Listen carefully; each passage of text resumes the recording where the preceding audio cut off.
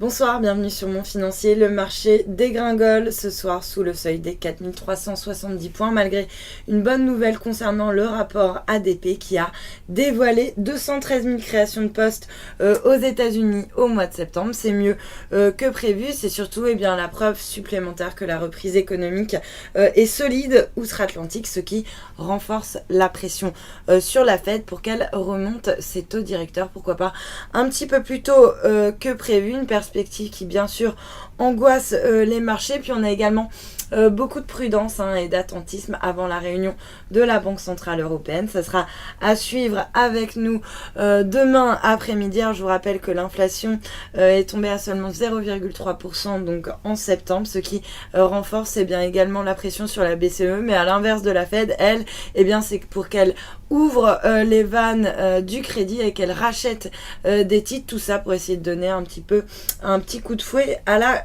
croissance qui en a bien besoin dans la région. Le CAC, lui, donc qui chute de 1,15%, 4365 points. Ailleurs, même tendance, Francfort qui casse le seuil des 9400 points. Puis du côté des valeurs, c'est un peu l'hécatombe. Seule Société Générale et EDF parviennent à se hisser dans le vert avec des gains respectifs de 0,6 et 0,04%. Orange, à l'inverse, dégringole de 4,12% alors que l'État devrait céder au moins 4 milliards de cessions d'actifs pour réduire la dette de la France. Et le marché craint qu'Orange ne soit concerné par ces cessions d'actifs. Les valeurs automobiles qui poursuivent également leur repli, pénalisé par l'alerte sur résultat qui a été lancée par Ford. Le groupe prévoit d'accuser une perte en Europe en 2015. Du coup, on a tout le secteur qui est littéralement plombé. Valeo qui recule de 4%.